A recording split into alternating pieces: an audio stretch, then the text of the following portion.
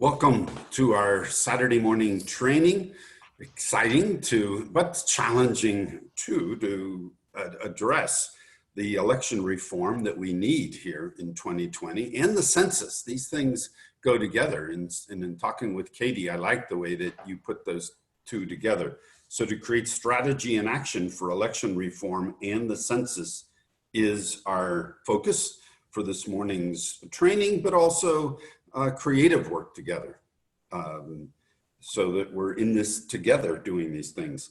Kate Shanahan is the Ohio Director for All on the Line, which I believe is a part of the National Democratic Redistricting Council. And so I like that. And Katie is based in Columbus. So in some ways there are advantages to using Zoom so that we can get together on a Saturday morning without having Katie drive all the way down and all that. So there's certainly some advantages with this. So it's going to be open, participative process as we usually do. And I'll ask the first question and then we'll open it up. Or Katie, as soon as you see some opportunity to hold the rudder and drive us into what you think will be important for us, please do. Sure. And I'll start sharing my screen just so I can get the slides up in front of folks. Okay, good. I'd like to ask you first I like the title. Oh, good. All on the Line. And I wondered what the significance of that means and who's the all and who's the line. Sure. So I wonder if this is actually on one of my slides. Yeah, there we go. So like Richard introduced, I'm the Ohio State Director for All on the Line, which is a grassroots advocacy campaign that's part of a national effort to end gerrymandering. And so the idea behind the name is that there are all of these issues that are all on the line for us as we are gearing up for the 2021 redistricting cycle. We see gerrymandering at the crux of our broken political system and our ability to win on redistricting in 2021. And by that, I mean getting fair maps that are actually reflective of Ohio's voters and responsive to the will of Ohio's voters, that don't crack apart communities or pack them together in unfair ways. Our ability to win there next year is also on the line, and there are things that we can be doing this year in 2020 to help set us up for success next year, and that includes things like getting a complete and accurate count on the 2020 census, which for us is sort of the first crucial step in our fight for fair maps, because the census not only helps determine how many U.S. House seats every state gets, so all the districts are apportioned to all the states in that way, but all of the population data and the shift in populations and demographics over the last decade are captured by the census. And so the only real way to ensure that we get fair maps that are proportional to how Ohioans actually have shifted around over the last decade is if we get a complete count on the census. So I'm really glad to be focusing on that for a part of today's chat. And the other obvious big opportunity this year is the 2020 election. Lots of important races on the ballot. Our focus will be on state legislative races and the state Supreme Court races, just because those are the two types of races that have a direct impact on the redistricting process itself for here in Ohio. So that's where our focus will be. And our mission at All on the Line is twofold, not only to raise awareness about the harmful impacts of gerrymandering on issues that we care about or on the communities where we live, but to also increase participation in the redistricting process itself, because as I'm sure you all know, twice in the last couple of years, Ohioans overwhelmingly supported two really important reform measures that overhauled how we will go through the redistricting process, and importantly, created a brand new set of criteria that the maps will have to meet in order to be upheld. But that was just a framework. So the tough part is implementing that brand new process and making sure that the maps actually meet all of those brand new criteria.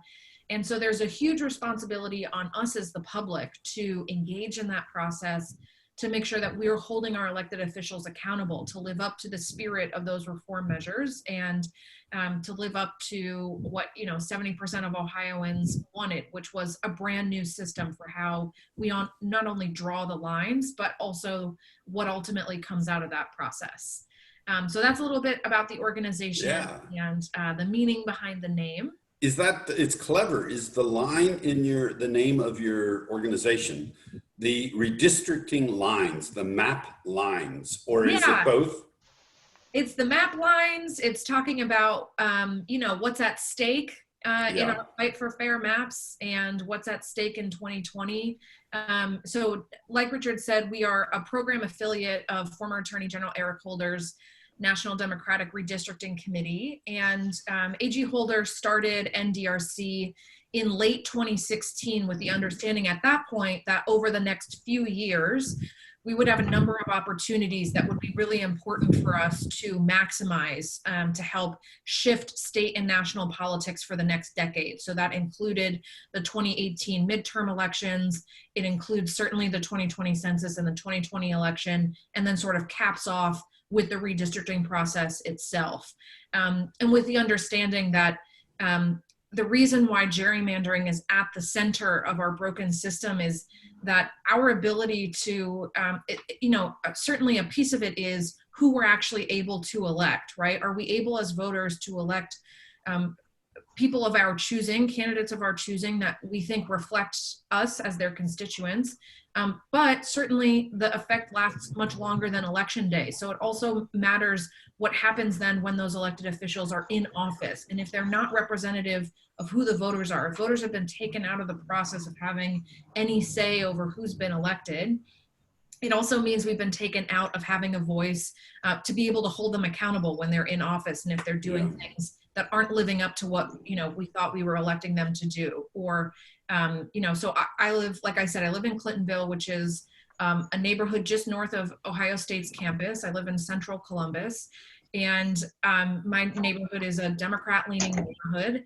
And my street is quite literally cut in half between two different congressional districts. And I'm not in Joyce Beatty's central Columbus, Franklin County district. I'm in Troy Balderson's district. So even though I live, an 8-minute drive from the State House in downtown Columbus, I live in a district that includes, an hour north in Mansfield and an hour out in Zanesville. And not because I have a ton in common with the people who live in those two very great cities, but because map drawers a decade ago decided that a part of my neighborhood's vote should matter less, and that, I'm going to track apart my community in order to, maximize their own power. So that's what's at stake. That's what's on the line, right? Our ability to not only be able to elect candidates who we support and that are representative of us, but to also make sure that we can hold them accountable when they're in office. So I'm sure you all are thinking in your heads about plenty of examples of things that the legislature have done that are not representative of Ohio's views. And the reason we can't just vote them out, which is, usually what you would love to do when your politicians aren't doing what you'd like, we don't have that option because our lines are drawn in a way to sort of steer the outcome with no real say from the voters, which is obviously not how a democracy should work. Yeah. Oh, good. Could I pause you one moment and see, this is a great framework of where we're heading from with your organization and your purpose. The members here in this session are very experienced, knowledgeable about the much of the whole political world. We've been working hard, all of us, for a long time, really. I mean, for years, a couple of years anyway. And are there questions or comments as we're setting the framework of where we're heading from that Katie has set up with us about All on the Line? Are there questions or comments to Katie, not so much about the content, but about the setup, her organization? Any more information you'd like to have about All on the Line and the National Democratic Redistricting? Yes. I have a question. I am wondering, I'm confused about state redistricting versus federal redistricting. Sure. And does your organization cover both? Yes, we do cover both. So the major difference is that in Ohio, there are two different entities who are in charge of drawing the maps. So the difference here in Ohio is just the process by which those maps get drawn. And there's also a difference in the criteria that the maps have to meet.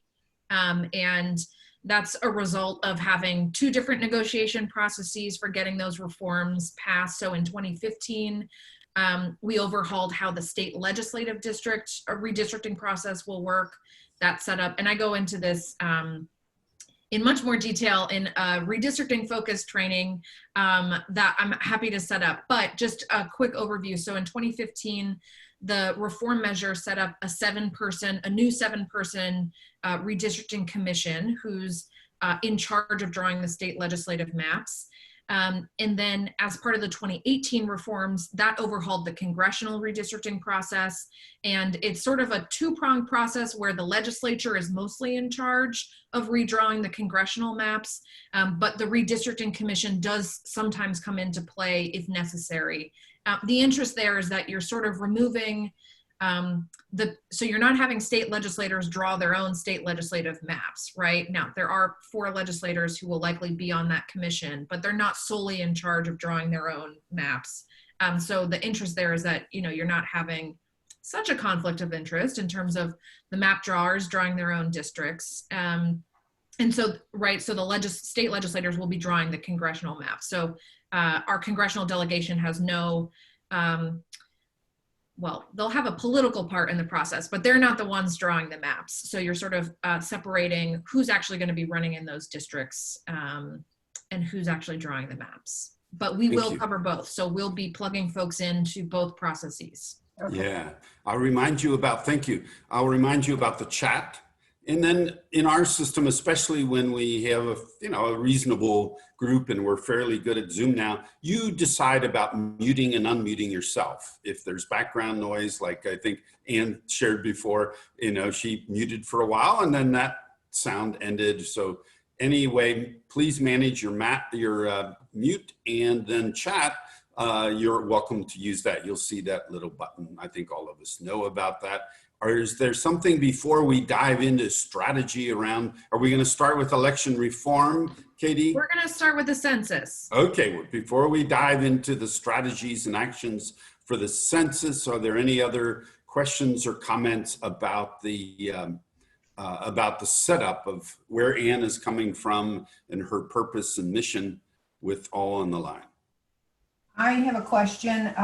And my question mainly is, will you be addressing at some point this morning the process or the strategy for getting the 2 Supreme Court justices elected? No, so my focus today will just be about engaging on the census and the election reform piece. And then Richard and I had talked about setting up an additional training where I would focus more specifically on redistricting stuff. And so that's where the work will come into play about Supreme Court candidates. Although I will just give you a spoiler that I do not have the magic trick. I don't think anybody knows how the Democrats won those 2 seats last year and how to repeat it. Yes. But I will spend my time trying to come up with a good answer for how we can plug in on those races. I will say that one of the biggest challenges is in ensuring that voters actually vote all the way down the ticket, because judicial races, no matter if it's state Supreme Court or more local judicial races, the biggest challenge is that voter drop off in actually getting the same number of people who are voting for the top of the ticket race to also vote for the races all the way down at the bottom. Yeah. So, in terms of education, I think that's probably the biggest thing that's helpful is, slate cards certainly come into play, but it's helpful to say it's really important to go all the way down the ticket. But aside from that, I don't have any magic tricks on how to get them elected, but I'll do some thinking. A couple of things, Katie, that we've been talking about here is that evidently the judges are going to be in the middle of our slate, not at the bottom. Oh, interesting. So I think we haven't verified, that's been reported. Yeah. And then the other little slogan we've been using is to be sure to vote up your ballot. So start at the bottom and then go up as a strategy to make sure people That's right. know. I love it. Yeah, good. Other questions before we dive into strategy with the census? Okay, I think we're ready, Katie. I think there was a question. Oh, good. Real quick, I just want to clarify. Did you say then that commission that was set up in 2015 is the body that does the redistricting federally? Because I heard what you said about the state, but Yeah. So the commission is mostly in charge of redrawing the state legislative maps. oh, And then for the congressional process, it's the state legislature who's mostly in charge. But it's sort of a convoluted process. If they don't get it on the first try, then it goes out to the commission for an attempt to draw a 10-year Okay. map. And if they don't do it, it goes back to the legislature. okay, I heard It's that. a process, but the commission is mostly in charge of drawing state maps. Okay, Terrific. thanks. Good. Anything else? Are we ready to dive into strategy with the census?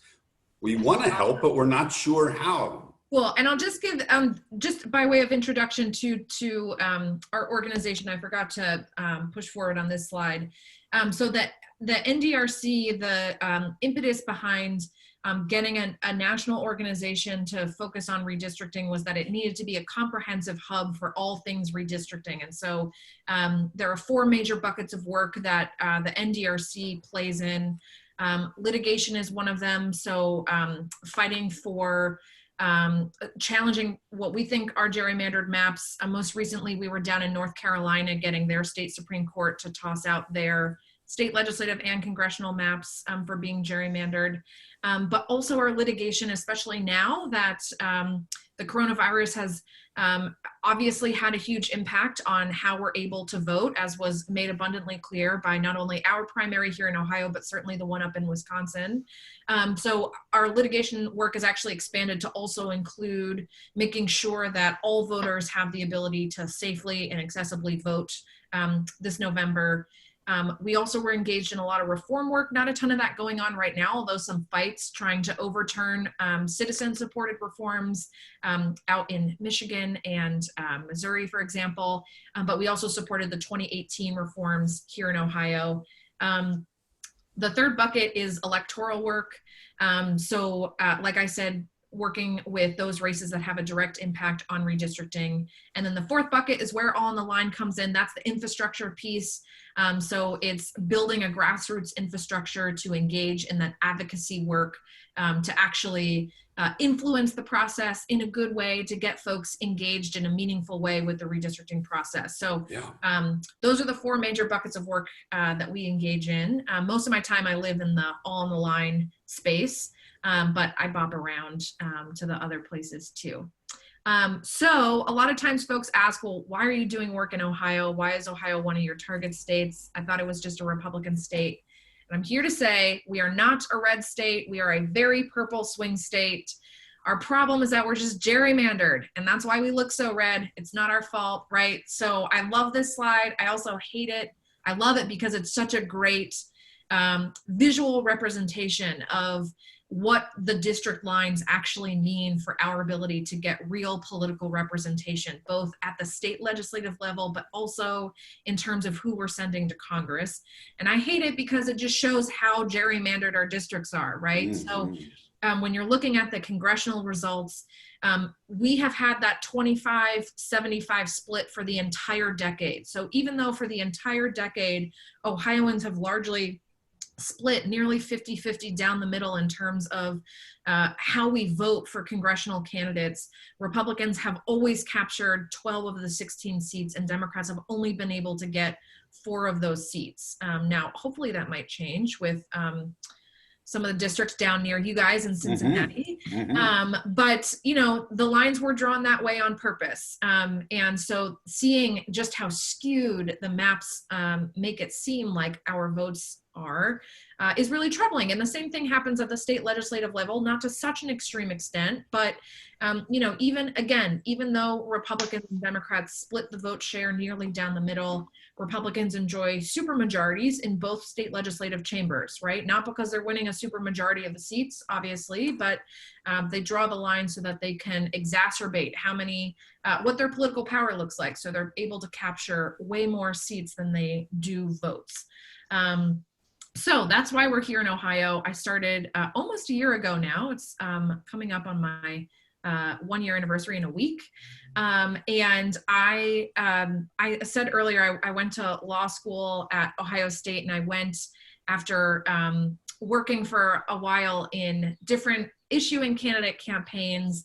And I went to Ohio State specifically because they have an election law program that's really great. And I knew I wanted to dedicate my work to this space. And so I was so happy to see that NDRC had always called Ohio as a target state. I love any organization that is willing to say, we are not a red state, we are a purple one. Yeah. As soon as we fix these maps, we can actually show people that we are a purple state. So in any case, in terms of where our work has been, so we rolled out All on the Line in February of last year.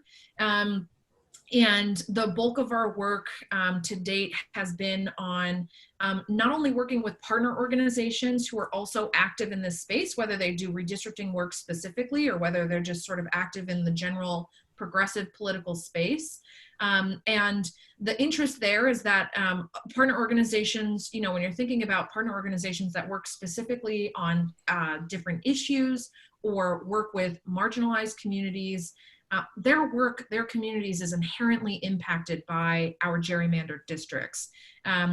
That is also true certainly of grassroots activists, right? So the other piece of that work is in growing the capacity of our grassroots army who are going to deploy in 2021 to plug into that redistricting process. And particularly in 2020, our focus has shifted to doing a lot of trainings like these. So to talk about where there are opportunities for folks to plug in. You know, yes, the redistricting process here in Ohio doesn't start really in earnest until the late summer of 2021, but there's a lot of buildup work that we need to do this year to be successful in 2021. So one of those ways that I frame a lot of my trainings this year was, well, what can we do in 2020 to actually set us up for success next year in our fight for fair maps? So the first example is the 2020 census. So the census happens obviously every decade in years ending in 0. It's why 2020 is a census year. And the reason why we conduct the census, well, first and foremost, is that the US Constitution requires it, and there are still some people who believe in carrying that out. So we conduct the census every decade, and the aim of the census is to count every single person who lives in this country.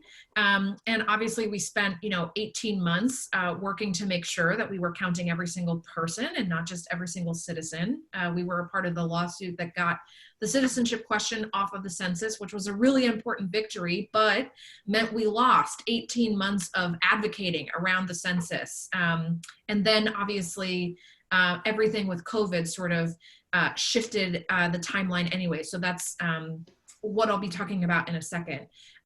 But what we do with that population data from the census, we use it for two really important reasons. The first reason is it helps determine how billions of dollars in federal aid programs get allocated to the states.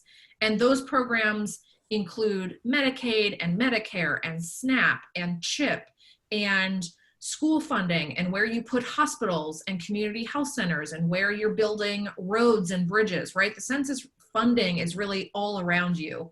And particularly during a pandemic, if you're in a community that even before the pandemic hit was at max in terms of your capacity to provide healthcare to your community, the reason for that is that you're not getting enough funding because of the census a decade ago. So part of the reason why getting a complete count on the census is so important is because it helps determine how funding decisions get made based on what the feds think your community's needs are. And so if they don't know that there is an entire neighborhood in your community that utilizes certain services, that's not going into their thinking when they're thinking about how to allocate that funding.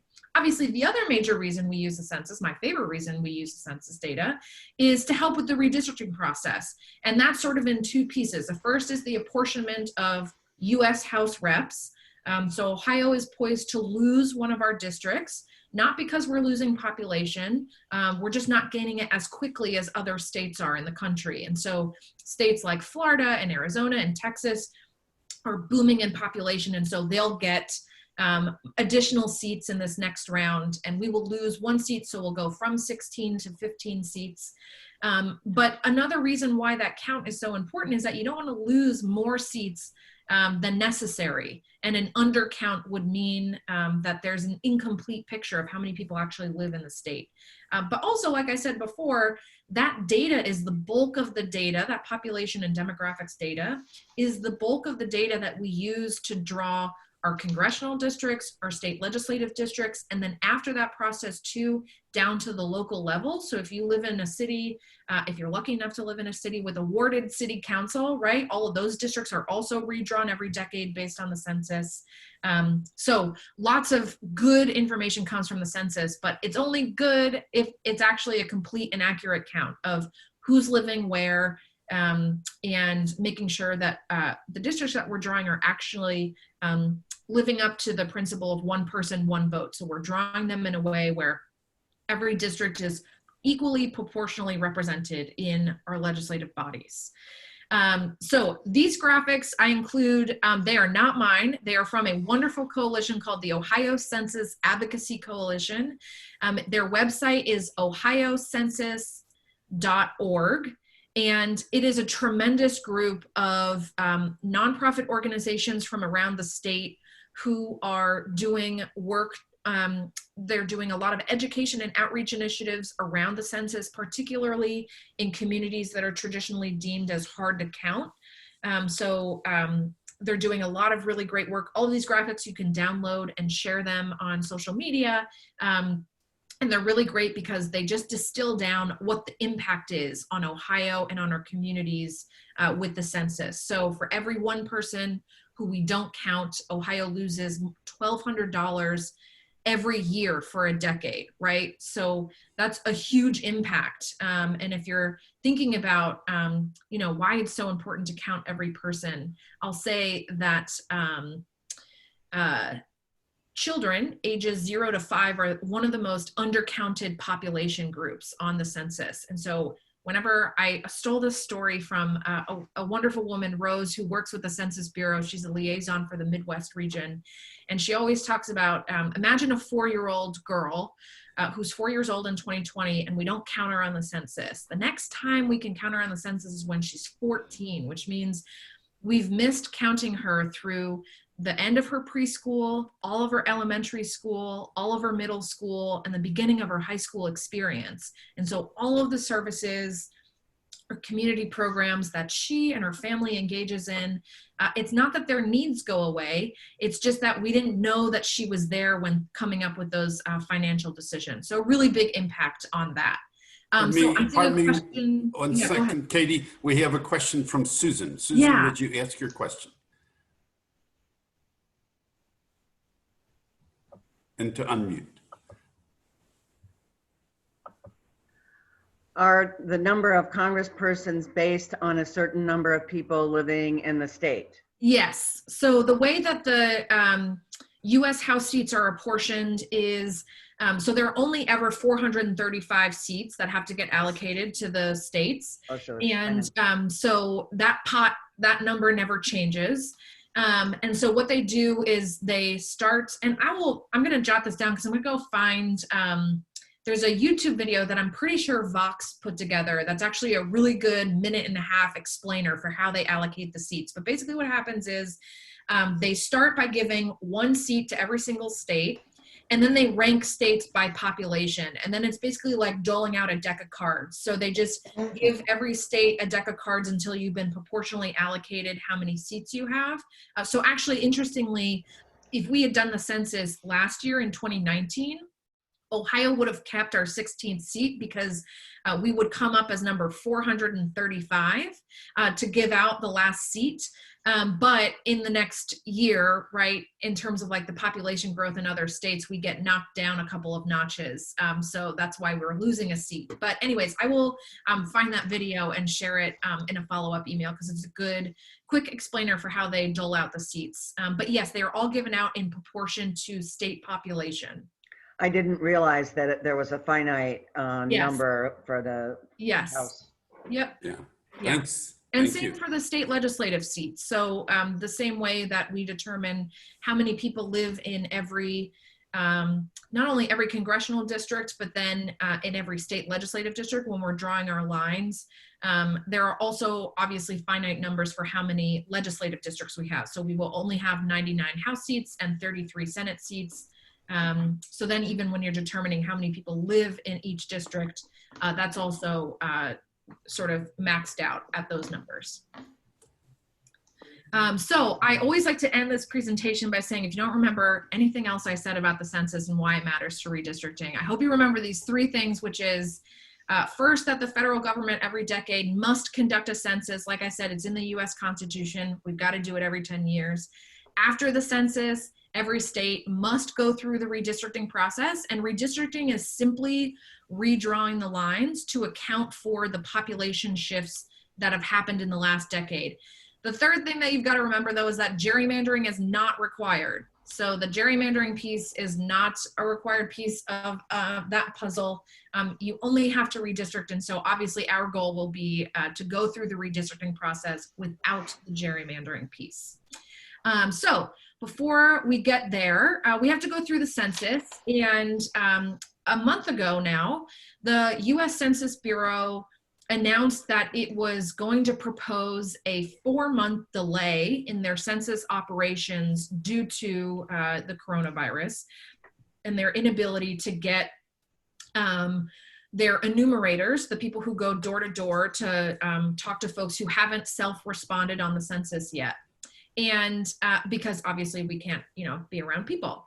So they wanted that 4-month pushback to allow for enough time for enumerators to come out and to collect all of that data, because the bulk of responses actually don't come in the self-response period, which is the period we're in right now, where the census sends out 4 or 5 different letters or postcards to everybody's house to remind them to fill out the census. The bulk of response actually comes from those enumerators going door to door to say, hey, don't forget, that's why we were sending you those postcards. Make sure you fill out the census. And so at this point, we are behind where we were a decade ago because we haven't yet started that follow-up process. And so they came out with this proposal. Those deadlines, though, that the census has to release all of the data that they collect to Congress and to the president's office, and then which gets released to the states, those are all mandated in federal statute, which means Congress has to approve any move in those deadlines. And so a lot of people who were active in the census space were saying, yes, this pushback is absolutely necessary because we need to ensure we're getting a complete and accurate count. And there weren't a ton of people reminding everybody that what comes after the census is the redistricting process. And so what happens if we don't get our data until 4 months later than we were planning on getting our data, especially for states like Ohio, which have constitutionally mandated deadlines for when our maps have to be approved. But also for states like Virginia and New Jersey, who hold off-year congressional elections. So Virginia and New Jersey will hold their congressional races in 2021, in November of 2021. So they don't have a ton of turnaround time if they don't get their data until July 31st instead of, under a normal schedule, March 31st. And so at the NDRC, we went to the Hill and we said, yes, we need this pushback, but we also need to make sure that there are some protections so that the redistricting process is kept intact and the integrity of the redistricting process is secure. And there are a couple of things for Ohio specifically that would be impacted by this 4-month pushback. So the first is an expedited timeline for when we would have to draw our maps. So in Ohio, the state legislative redistricting process comes first. And the first deadline that we have is September 1st. So if we didn't get our data until July 31st, we'd only have 1 month to redraw a brand new set of state legislative districts, which is not a lot of time at all. And there's a 2-week extension if the commission doesn't come up with a map on September 1st. But still, you're only working with a 4 to 6 week window instead of being able to work with a 4-month window, right? Or 5.5 month window, like we would under the normal schedule. So that's a huge concern. Another major concern is what data would be used to draw the maps. So as part of the reform process, the Constitution requires map drawers to use the population data from the latest decennial census if it's available. If it's not available, the state legislature can direct which other data set to use in its place. Now, under this 4-month pushback, we'll still have time to get the census data and to redraw the maps. But if there is any other pushback, right, and if we're bumping up to it being clear that we won't have the census data in time to redraw our maps, a concern there is what other data source could be used. Because the concern is that you want to use the total population when you're redrawing districts, because that's who exists here. That's who lives under these districts. That's, you know, it doesn't matter if they're not voters. Doesn't matter if they're young or not even citizens. They still are here in our communities. They're paying taxes. They are impacted by the political process. And you want to make sure that your districts are proportional to uphold that standard of one person, one vote. So that's another sort of concern for us. We're not like in that red alarm area yet, just because there is still time for us to redraw maps, but it is a concern. The third concern is how many public accountability opportunities we could maximize if we have this pushback. So as part of the reforms, a really important thing that was included are built-in transparency opportunities. And those come in the form of public hearings that the commission and the legislature must hold after they've proposed new maps, but before they approve them.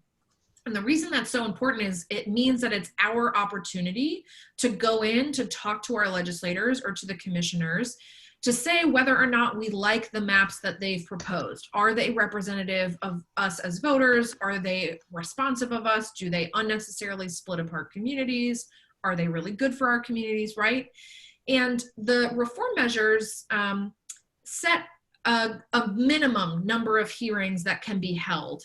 And in my book, I look at them as a floor, right? So you can hold at least 3 or at least 2 hearings, but at least 3 or 2 hearings before a map that lasts a decade is not enough hearings to make sure that all 11.5 million people who live in Ohio actually have an opportunity to engage in the process. And so I want to be looking at those minimums as a floor, not a ceiling. And so to be pushing for way more hearings than just are minimally required.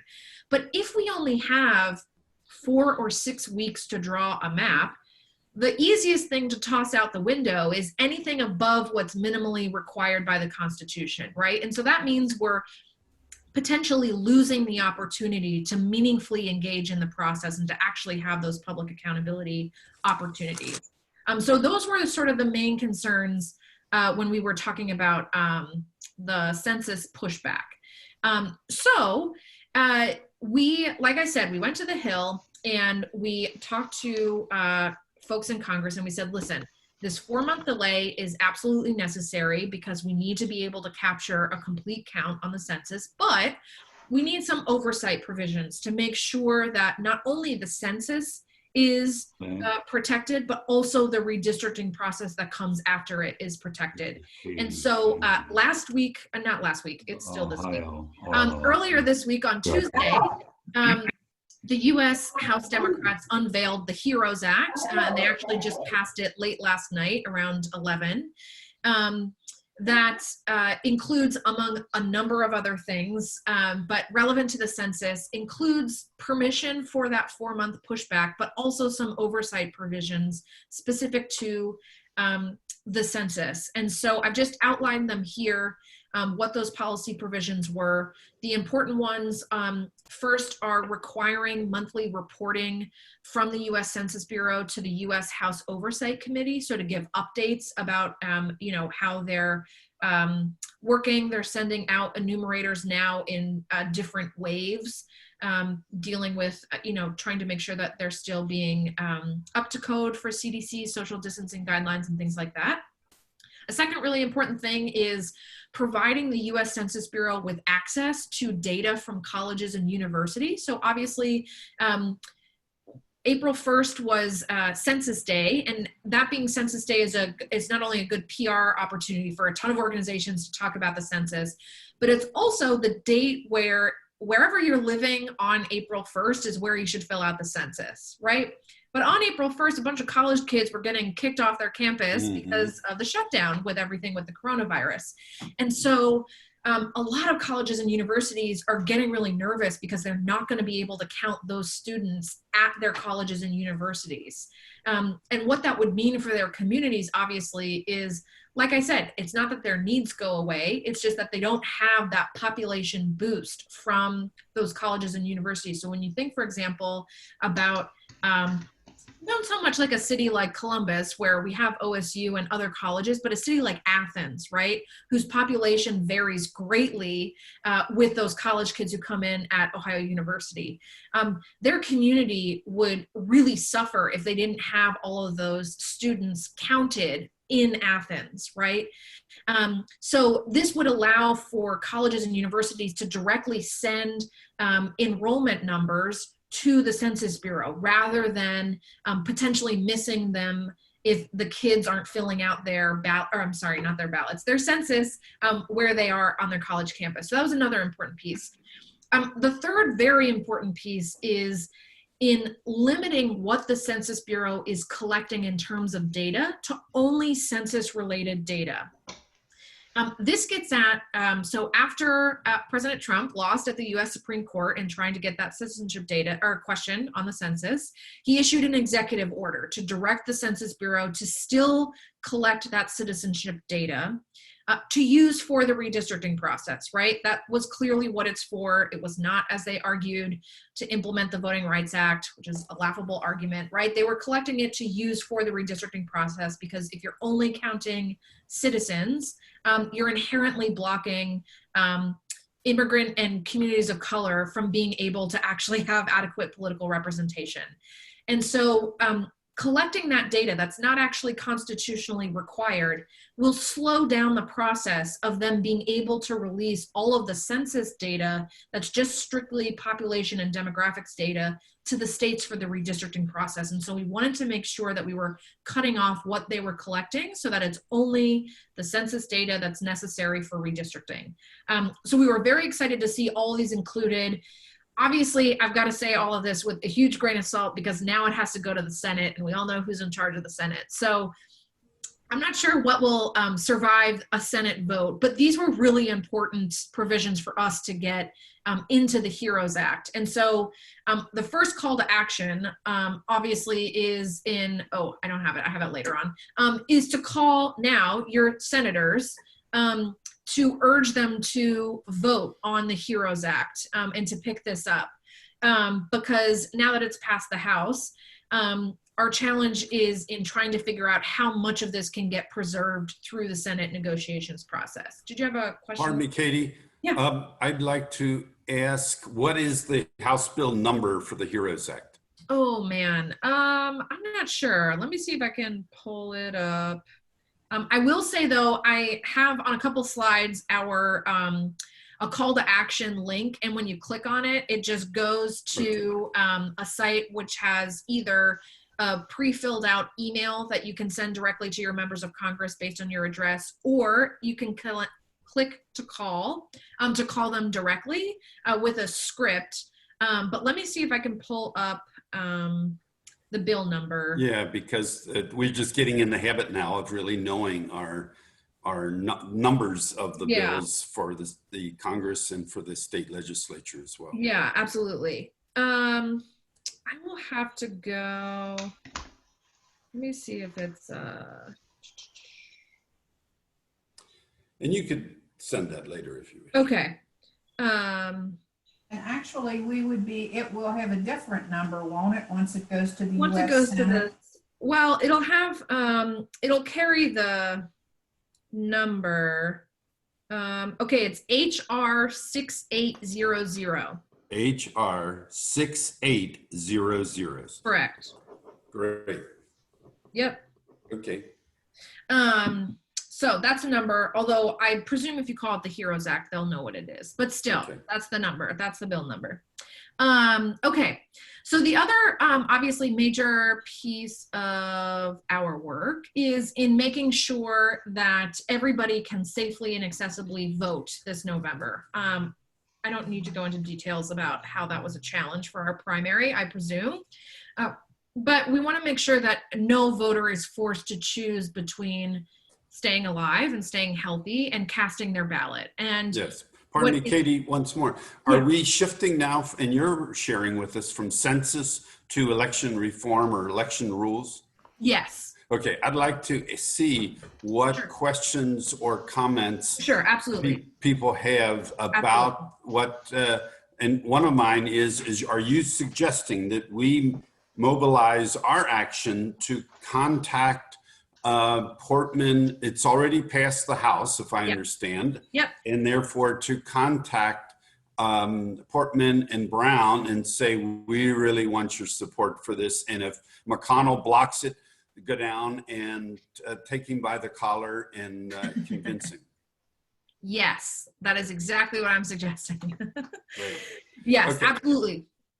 Good. Other questions, clarifications, actions because we have a few other census actions that we can take as well, that I'll share in a moment. But anything that Katie has presented so far that you'd like clarification or questions or suggestions to Katie about? I had a question. Sure. And it might just be that I wasn't paying enough attention, but what can we do about the part where Ohio has a limited amount of time to deal with the census data? What can we do about getting more public input, making sure that there's public input and so on? Yeah, so there's two things. The first is under normal circumstances, the way that the census sends out not only the reapportionment data, but also the redistricting population data to the states is on a rolling basis. And so when they say all states will receive their data by, under a normal schedule, March 31st of 2021, they start rolling out that data much earlier than that for some states. So like, for example, New Jersey and Virginia, they usually get theirs first in February so that they have plenty of time to redraw the districts and then so that they can run for office that year. So what isn't clear is whether the Census Bureau will continue to release that data on a rolling basis and to prioritize states like Ohio that have mandated deadlines for when they need to get their maps done. So some of those conversations are with the Census Bureau to say, will you still release that data on a rolling basis so that Ohio isn't stuck waiting until July 31st to get its data, but may get it in maybe April or May of 2021, which would be, obviously not as great as getting it by March 31st, but would be much better than getting it by July. So that's one piece of it. And I'm not sure how much control we have over that. Although what I will say is in your calls to your senators, our senators, you can say, it's not just about passing these specific provisions, but in also making sure that states like Ohio get prioritized in us getting our census data as early as possible so that we can do the process in a timely manner. Now, on the public accountability piece, that's something that's way more state-based. So we are working on coming up with a guidance memo that we'll send to legislators, and we'll also have a public version that we'll send out for folks to advocate around. But that sets up what we think is a fair redistricting process that will ultimately yield to fair maps. And a part of that is not just meeting what is minimally required in the Constitution, but going above and beyond that to host a number of hearings, not just in Columbus at the State House, but around the state, because hopefully we'll be able to meet in person by then next year. And a piece of that will be a public accountability, because it's not required in the Constitution. And so on the plus side, I will say, when you've been gerrymandered for a decade and you're on the losing side of that gerrymandering, you get really good at forced transparency, because that's all we can do, right? So that'll be our challenge, is in convincing legislators and the commissioners to go way above what's actually required of them to do. And if they're not going to host it, to then host our own people's hearings, where we're doing empty chair town halls, right? Where we're saying, it's really important to us that you're engaging us in this opportunity. And if you're not going to organize it, we're going to organize it. And we're going to invite all of our community to come out. And we invite you to come out to engage your constituents in this process. So that's going to be a really important thing. And I talk about this in my redistricting training, but it'll be really important, especially in the summer of 2021 after. So the first thing in 2021 will be in a new state legislative session. And the first thing on their to-do list will be to negotiate their next 2-year operating budget, which is going to be a hell of a negotiation process, obviously, because we're going to be dealing with a huge budget gap because of loss of revenue. And so they're going to go through that hellish process for really the first 2 quarters of the year. So they'll be tied up until the end of June. And then what they do is they go home for summer recess. And then they normally don't come back until the early fall. Now they won't be able to go home for as long, because they'll need to come back to do redistricting. But while they're home in their districts during the summer is a great opportunity to do those town hall hearings, to say, okay, you just finished this budget process. We probably have a lot of feelings about what you either did or did not do in that budget. But now we have this really important process coming up afterwards, which is the redistricting process. And we want you to tell us what to expect, how it's going to go, how you're going to engage us in the process, right? How transparent you're going to be in drawing those maps, right? We want to make sure that our maps are not drawn in a bunker like they were a decade ago. We want them to be drawn and us included in the drafting process. So that'll be a really important opportunity for us to take advantage of. Yeah, thanks, Katie. Elaine, you have something to suggest to the group. Okay, this just went up on our next door group yesterday, and Gulf Manor Council, they have signs, and I know it's from the same group because the colors are the same, for your census as yard signs. And one of the council members said, does anybody want to sign? And we've had 17 responses in just yesterday. So if, I suggest that other community councils ask people in various neighborhoods to put this sign up to encourage people to fill out the census and send it in. Our city manager said that for every family that is not counted, we lose $1,700. Wow. And that's, yes, so it's important. Yeah. What is the source for the signs?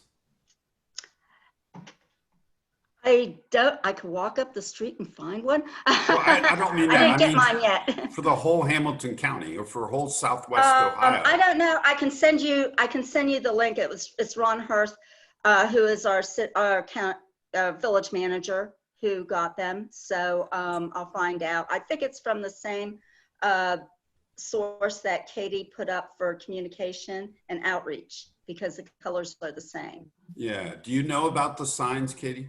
I don't, but they look, they sound great. Yeah. Yes. I'll later on, I'll take a picture and put it up, and I'll get the, because like I said, I didn't get mine yet, but I think it would be great to have everybody that is interested in contributing for the good reasons Katie's outlined, to get those signs up. It just brings attention and conversation about it. Katie, also in talking to the census leaders here, I think Southwest Ohio, they really need census takers. I like how you call them enumerators. The pay is rather good. It's actually very safe, because the studies are coming out that being outdoors and keeping 6 feet away from others the disease does not transmit easily outdoors at all. It's confined and prolonged are the two words that really make it happen. What is your take? Is that as an action for us activists is to keep asking and recruiting people that will be enumerators, census workers? Yeah, so I'll say that in terms of advocating around the census, it's sort of twofold. The first is in encouraging as many people to respond themselves as possible, because that decreases the need for enumerators to come out in as high numbers or to go to as many places.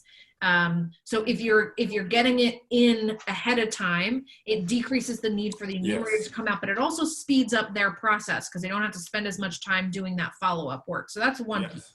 The other piece is certainly in lifting up those opportunities for people to be enumerators, because that was a challenge even before the coronavirus hit, was in the Census Bureau being understaffed. So not having enough people to do that enumeration process. And particularly since a number of people now are unfortunately out of work, it's a really great opportunity. It's a temporary job, yes, but the pay is very respectable. You know, now you're not, you know, going outside in February, you're going out in May and June. So the weather is nicer for you to go out and do that enumeration work. So yes, that is also a really good opportunity. I will also, Richard, in a follow-up email, I'll include, there was so the Ohio Census Advocacy Coalition has a texting program where you can just pledge to fill out the census. And it's, you know, an easy thing where it's like, you know, text 5 of your friends and tell them to text this number to pledge that you're going to fill out the census. It's like a really easy, you know, it's like a calling tree or a texting tree where it's like, you know, I'm going to tag 5 of my friends and then they're going to tag 5 of their friends, right? So those sorts of things are really easy ways to engage in a low bar ask where you're just, you know, texting 5 friends to say, have you filled out your census? Go to 2020census.gov, fill it out. So that's another really easy lift up in terms of work, because a lot of it is that just making sure that people know that it's something that's important. And you know, the unfortunate thing is that the pandemic hit and everything started shutting down right at the same time around April 1st, which was Census Day. And so a lot of that Census Day stuff just got completely overshadowed, understandably so, by coverage about the pandemic. And so a lot of it's just not top of mind for a lot of people because they've got a ton of other things on their plate. So they're going to have a mobilization van, maybe more than one down here, to move around too. And we've been talking with the woman. We could be outside with signs too as they go along and say, calling in to who's available.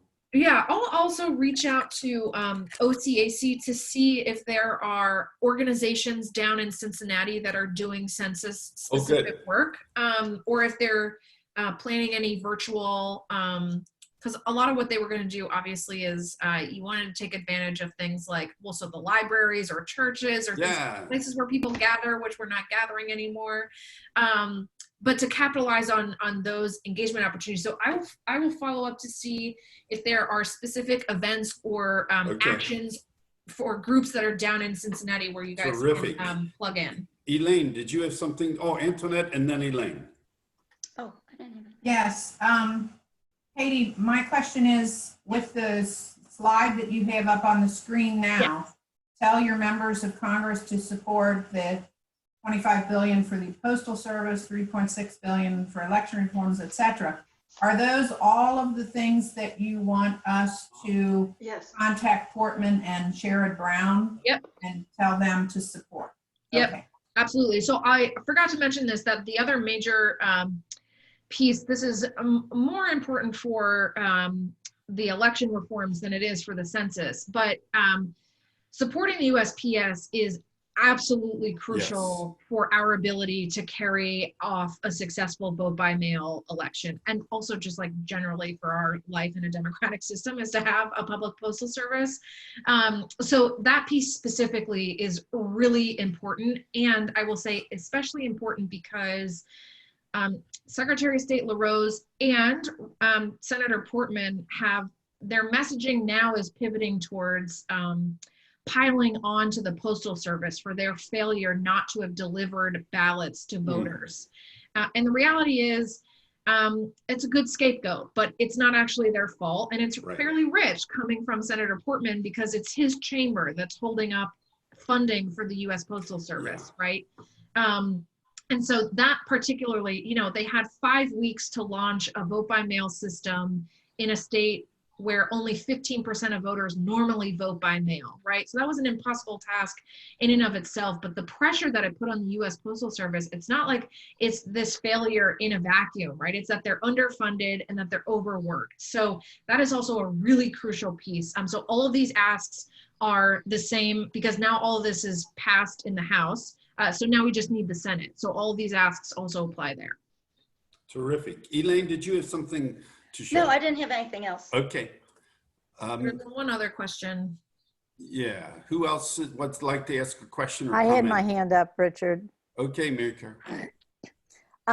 A couple of things. First of all, I think Anne is still on the line, but when you were talking, Elaine, about civic clubs, I'm wondering if this can't be something that the Dem clubs also that are now beginning to meet virtually could push out, and whether Anne, as an organizer, that this would be something maybe to talk to Eddie about, you know, pushing out through all the Dem clubs in Hamilton County. Well, yes, and I mean, and it works very nicely that we do have our DEMS meeting on Monday as well. Richard will be our guest there as well. But yeah, there's a lot to be done, and we are a neighborhood here in Cincinnati that is so liberal that we are like the brightest blue you can be. Right. But yeah, we do need to engage people more, and that is something I was putting down my notes to talk about on Monday. Good as well. idea. And then I will good. talk to Eddie too, because I need to talk to him about the precinct exec stuff too. Terrific. Okay, good. Yeah, great idea. And then the other thing is, Richard, I will look for her card, but I have a card from somebody who was helping to organize the census activity in Hamilton County. Oh, good. Great. There, And I there was just- somebody that I met at a meeting at the Mount Adams Dems right before, I think it was in February, about the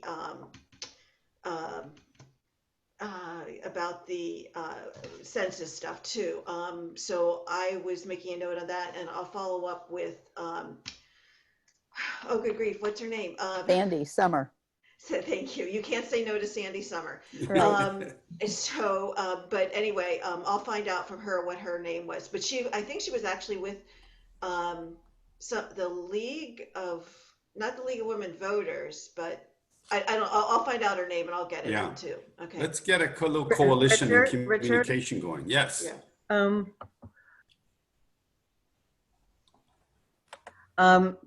You gave me the name from the West Side Dems for the census person. Yes. I can't find it in my contacts readily, but I did speak to her, but their big push right now is to get workers Yes. to do this stuff. And I did see online that they are making a non-contact kind of worker job to drop stuff off and ring doorbells, but not to actually take information. I don't know where I Well, think she it was, described, I called her too. She works for the Census Bureau, and she described, you ring the doorbell, you step back a little bit, and the person in the home can speak through the glass or even through the screen at 6 feet. And it's like 9 quick questions and you move on.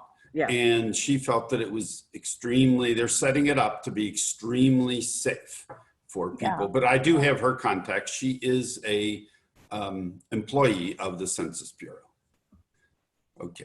So if there's anything else, I'd like to make sure we look at the election rules and what we can do as activists. Cool. So the other major piece of our piece of the HEROES Act was a number of really great provisions to help with election administration and ballot access.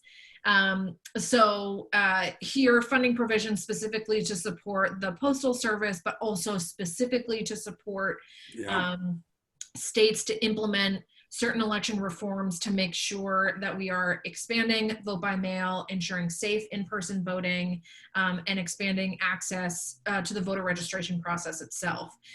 So the way that the funding works is the same as that it did when the CARES Act passed. So the first stimulus package, which is that the money, eligible states apply for the money, they pull it down from the feds, and then they have to pass it through either at the state level or then pass it down to the county board level for boards of elections to allocate that funding.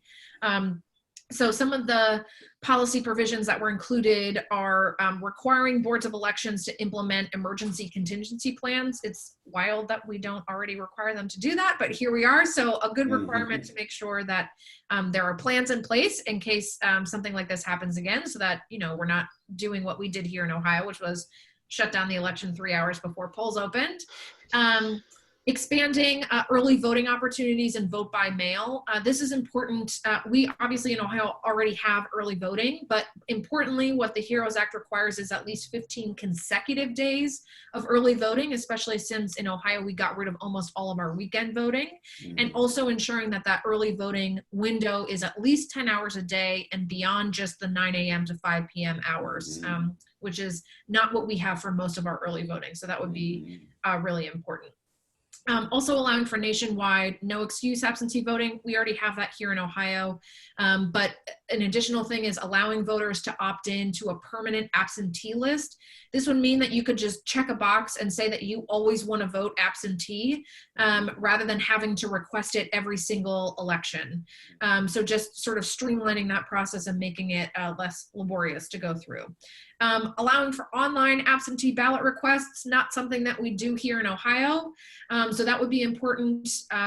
Prepaid postage on any election related mail, getting rid of certain barriers to vote by mail. We don't have a ton here in Ohio. A lot of other states have really restrictive rules about, you know, needing witnesses if you're going to vote by mail or having it signed by a notary. We don't have any of that stuff, but what we do have are fairly restrictive rules that toss out duly cast ballots. So things like signature mismatch, or if you didn't rip the ballot on the right perforation line, or, you know, you missed the date. There are small things that often get ballots tossed. And importantly, when you're getting rid of those barriers, allowing for there to be an opportunity for voters to actually fix their ballots. So requiring boards of elections to follow up either by phone or on through email to call voters to say, hey, Yes. there's a problem with your ballot. You have 7 days to fix it. Here's how you can do that. Yes. Another important thing is safeguarding rules about when to count provisional ballots. So here in Ohio, so in-person voting on the 28th, there were 4 groups who were allowed to go in person to vote, right? There are 2 groups who were allowed to cast regular ballots, so voters with disabilities and voters who don't have access to the Postal Service. And then 2 other groups who would cast provisional ballots. So one of those groups was if you had requested an absentee ballot, but it never came, you could go in to vote in person with a provisional ballot. And then the 4th group was literally any other voter. Federal and state law require boards of elections to provide a provisional ballot to any voter who requests one. Now the challenge is, do you count those provisional ballots? Secretary of State LaRose issued a directive the Friday after April 28th, election day, saying he would not count any provisional ballot by a voter if they did not request an absentee ballot in time. I think that that's illegal. I don't actually quite understand why more people aren't yelling about that. But, you know, there are stories from around the state from folks at the boards of elections who are having to toss out, you know, 400 ballots because they were cast by duly registered voters who came in person on April 28th, but who didn't request an absentee ballot. And LaRose is saying that HB 197 said that they weren't allowed to vote. I disagree. I have a different reading of that law. It actually plainly says count all the provisional ballots. But So anyways, these protections would help ensure that provisional ballots cast by duly registered voters are actually being counted. Very important. Yes. Finally, also an important piece is doing like an emergency clause where if there is an emergency within 120 days of the election, automatically sending ballots to every single voter. So skipping in Ohio, for example, that process where you have to request it first. Other provisions are online voter registration. We already obviously have that in Ohio, allowing for same-day voter registration, which would be so great, and to also allow for safe in-person voting. So that's not only making sure that it's possible for voters to access, but also that boards of elections have the logistical support to actually administer safe in-person voting. So that means not only that they have the space to do it, but that they have all the sanitary and cleaning supplies to keep folks safe. So all of these were such great provisions. I have to be honest, days are exhausting and hard these days. And so when I read all of these provisions that were in this HEROES Act, I actually got a little teary-eyed because they're so important and so great for ballot access. And I know that they don't really have any luck at being implemented over in the Senate, but my goodness, it was just so nice to read all of these things being included in the House. I think we will likely see some money for election reform. It is not going to be this total $3.6 billion, which is a shame because it's what's needed to actually implement a full-scale vote-by-mail system for November across the country. But now we've got to pester our U.S. senators to make sure that they're getting as much of this as possible into whatever stimulus package they pass. So again, it's the same call to action. Both the census stuff and election stuff was all contained in the HEROES Act. So it's the same call to action there. What is the HEROES Act for the Ohio legislature? So that is on my next slide. So give me 2 seconds. I want to answer the question in the box from Susan. It says, are the states not responsible for the voting rules in their respective state? Yes, they are, except for rules about federal elections. So the HEROES Act specifically is applying all of these provisions starting in November 2020 to all federal elections. So if all of these passed, they would be in place as requirements for all federal elections, because you're absolutely right. Those are the only elections that Congress has direct control over. For all state and local, that is all done by the state legislature. With that in mind, there are things that we can be doing at the state level to tell our state legislators to also be implementing all of these same sorts of provisions. And on Friday, this is all very good timing. I promise none of it was planted, but it was good timing for this training. So just yesterday, the Ohio House Democrats introduced a number of reform proposals. They will now, the draft was sent to the Legislative Service Commission to write it all up into a bill. So I will have to update you at a future time about what that bill number is. But a number of the provisions obviously are the same as what was introduced at the federal level, but also are the same policy proposals that, so On the Line signed on to a letter that the Ohio Voter Rights Coalition, which is led by Common Cause and League of Women Voters and Ohio Voice and other great organizations, to demand that legislators implement a number of important reform measures for November.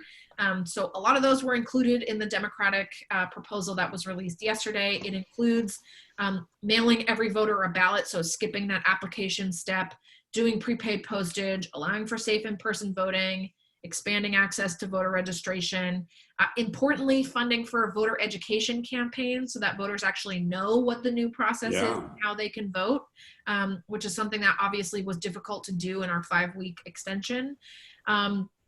Again, important, providing voters opportunities to fix any errors on their ballots, and then telling Secretary of State LaRose to turn on online ballot requests. I am of the opinion that Secretary of State LaRose could do this tomorrow if he wanted to.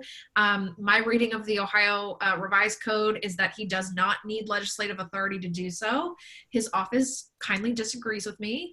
But I think it's worth pressuring. So when you're thinking about the state, there's pressure that we need to apply to our legislators. There's also pressure that we need to apply to Secretary of State LaRose because he does have some powers in his authority to implement without needing the legislature to act first. But still, if you want to call your legislators, we've got a similar call to action. A lot of the policies are the same. So if you go to that website, you'll get the same, you enter your address, it'll pull up your state legislators, and then it's got a pre-written email that you can edit if you want, or you can click to call to leave a message. And which one is that again, Katie? A website you just said, what is that? Which one is that? Yeah, it's the one that's on the screen now. So it's, I'll put it in the, I don't know if I can copy it while it's in presentation mode. I will send a follow-up email, but it's just http:// it's the one on the bottom of the slide. Okay. Online.org/Ohio State Elections. Ohio State Elections. Yep. Okay. And I'll send a follow-up email with all of these links in there. Great. But yeah, obviously a lot of repeat on, what's necessary. This is important because, the biggest challenge at the state level is funding, because states don't have a lot of money, and everything that we're asking for costs money. So that money that's coming in from the feds, from whatever stimulus package they're passing, is really crucial, because it helps alleviate what we need to ask for the state to implement, but also because of the question that I just answered, which is that the HEROES Act is really great, but it only applies to federal elections. Yes. So these are all really important, because we need all of this ballot access, not just for years where there are federal elections, but also every other year when there are state and local elections. Yes. So Great. important to plug in here too. Yeah, we have about 5 minutes left. Who has questions, comments, suggestions about this, the election rules changes that we're working for? I'll chime in, Richard. Great, thank you. So we have a long list of things that we would like to have, and it's exciting to see the initiative at both the federal level and the state level to put that out there. I've always believed that, principle, and I've taught my kids this, is you can be sure you're not going to get what you want if you don't Ask for it. So we might not get them all, but we're going to get some. Yeah. That's right. That's right. So I'm excited to see that there's energy being put aggressively and urgently to address this. So looking forward to what our action plan is as a result of today's call, to say, what can we do to help make this happen? So I'll say one important thing, obviously, is like you all personally calling your legislators and saying we need action. I'll say that in those conversations, what's really important too is to stress the urgency about why we need action now. We can't use the excuse that this snuck up on us. We know that this is an issue, and yes, November seems like it's really far away, but there are some timing constraints that are upon us. One timing piece is how long the legislature is going to be in session before they go on summer recess to go start campaigning. The other timing constraint is when the boards of elections need to know what they're doing so that they can place orders with printers and with vendors, so that they have the logistical ability to pull off a much more robust vote by mail system. Like I said, Ohio is not a state that traditionally utilizes vote by mail. Under normal circumstances, 85% of voters cast their votes in person on election day. So that's not going to be possible. There's no way for us to carry out a safe election like that. Obviously, the other major challenge is in terms of securing safe in-person voting is that poll workers tend to be people who are older and people who are in vulnerable at-risk populations. And so dealing with poll worker shortage is another challenge. And so part of the way that you relieve that pressure is on expanding how many people can vote absentee, but also importantly, expanding early vote opportunities. So allowing for multiple early vote centers in counties rather than just only having one. That's an important thing because you want to decrease how many crowds are coming all together, right? Allowing for counties to have multiple secure boxes where people can drop off their ballots if they can't send them in through the mail. So that is one challenge, right? Is the timing piece. And I'll say, probably not shocking to any of you, that a lot of the Republican legislators are just not feeling that urgency. They think that we can wait this out, and the reality is we just can't. And the longer we wait, we're just setting ourselves up for a bigger failure in November. So that's one piece. The other piece, though, is sharing your story. Did you or someone you know have difficulty voting in this primary? Were you blocked from being able to cast your ballot? Are there people who you know who didn't get their absentee ballot in time? Who were turned away at the early vote center? Do you know people who still think Election Day is on June 2nd because Secretary of State LaRose spent so much time talking about how Election Day was on June 2nd, right? Those stories are really powerful because it underscores what missteps happened in the primary and why we need action to keep them from happening in November.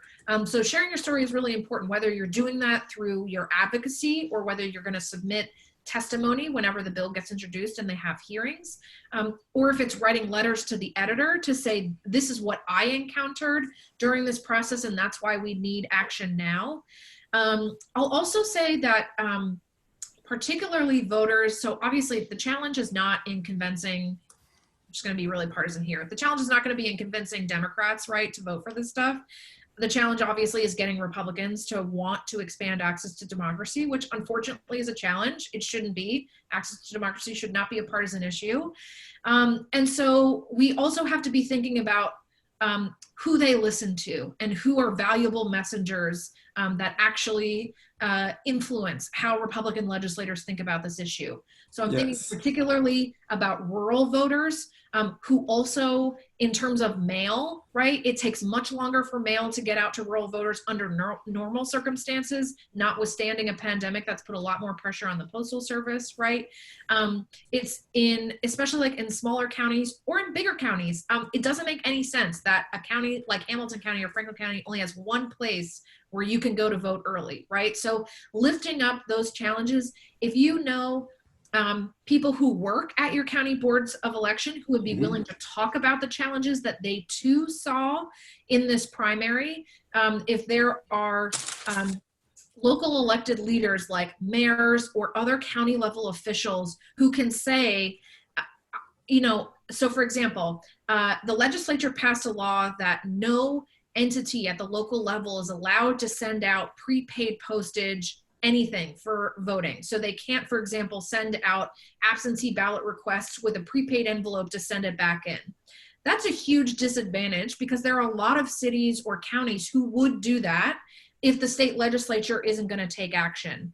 So lifting up those local voices to say, you've prohibited us from helping our community. We need you to act to protect our community. And we need you to be sending prepaid postage. Nobody should pay for any part of the voting process, right? That's a really important piece. It's important that our community is able to vote safely and in an accessible way. So finding those messengers is also really important. It's lifting voice to all of those concerns. Yes, and one of the challenges is with so many things, sometimes strategically it's important to come down to your top three, because if people get too scattered or two things, some of our goals that have been, we have teams working on this, Katie, you've been really helpful, is to think, what do we want to achieve for the 2020 election? And then we look ahead to 2022 and 2024, steps coming up. Mark, you had something to share. Yeah, I was just chiming in the chat real quick about how drop-off boxes across, accessible points in the county would work operationally from the Board of Elections standpoint. Yeah, so it's twofold. It's first, obviously, getting the funding to get those drop boxes and then figuring out where it makes sense to place them.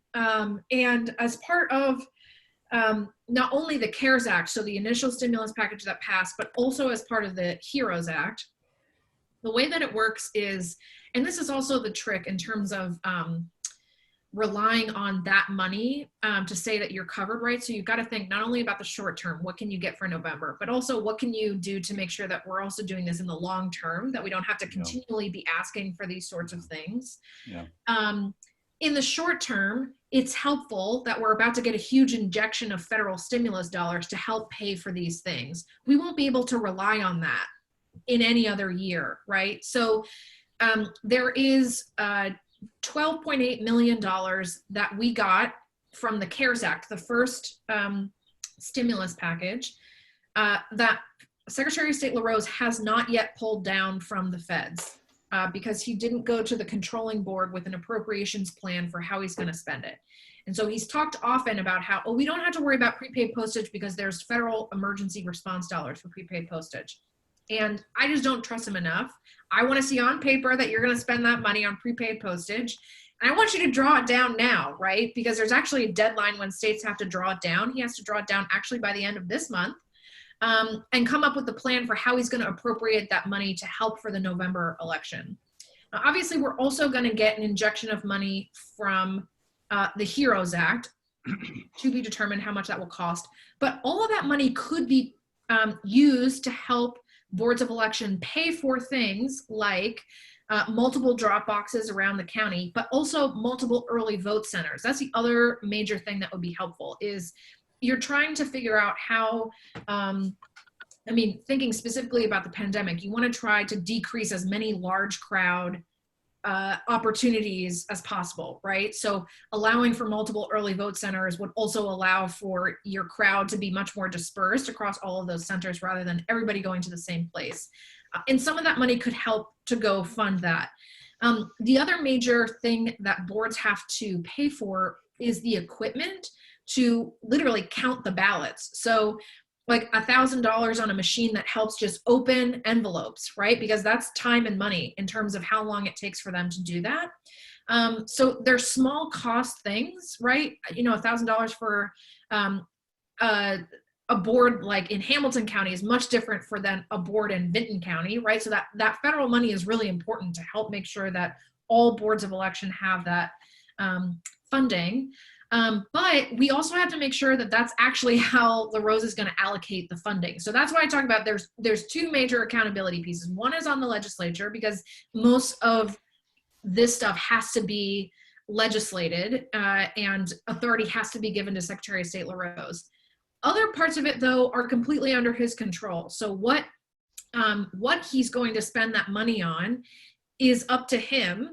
And he goes to the controlling board to say, this is how I'm going to allocate the $12.8 million. Please, open up an appropriation line item so that I can draw down the money and then spend it on these things. He already did that. So he obviously applied for that grant money from the feds and included things like prepaid postage, paying for equipment, paying for cleaning and sanitary supplies for the boards of elections.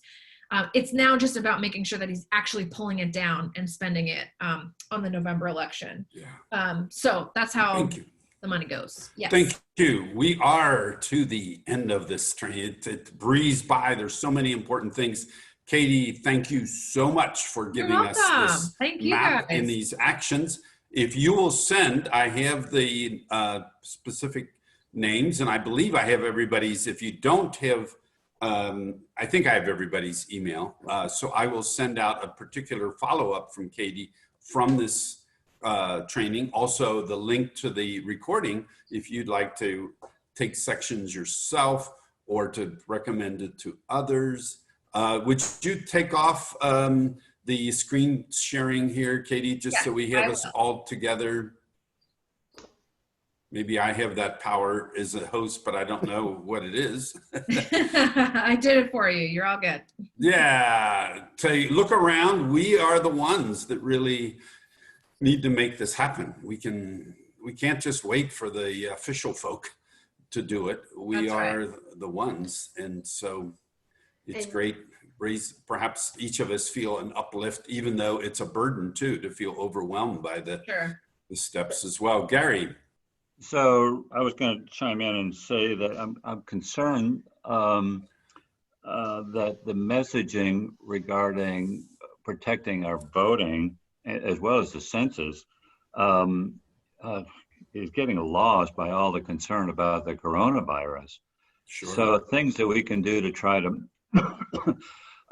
make sure that message also gets out there throughout our networks will be a helpful action item. The second thing I wanted to throw in, a few days ago, I watched a recorded call from the Represent Us folks. And wow, it was focused on state secretaries of states. And they had one from Colorado and the gal from Washington State on. Boy, did I learn a lot about what progressive things that they've done to actually implement the things that are on this grocery list we were talking about today. Yeah. It We've was got very some educational models. and inspirational to know that they're also on the phone regularly talking with their peers around the country. So our Secretary of State knows about other states who have actually done this. It's not something new that they would be pioneers in. Others are actually doing it. And I was inspired to know that. And if I ever get to talk to him, I'm going to be asking him about that. Yeah. And I want to say too that he has come out, just very briefly, he's come out with, I think there are 4 main requests that he has.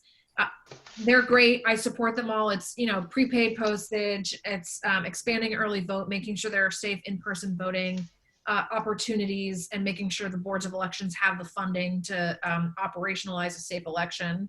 The real challenge is putting action behind those words. Yes. So that's, the biggest challenge that I feel like I often run into with Secretary of State LaRose is he talks a very good game, but he's not always so good at the follow through in terms of actually implementing it. And certainly there's a challenge in getting his former legislative colleagues to actually put some action behind those words. Yeah. We're counting on you, Katie, to keep him accountable. And all of us too. Thank you all for coming. Thank you. Thank you Let's so stay in much. touch. Thanks, Katie. Bye. Appreciate Thanks, it. Katie. Okay. Thanks, everybody. Thanks. Bye. See All ya. right, thanks, Katie. See you on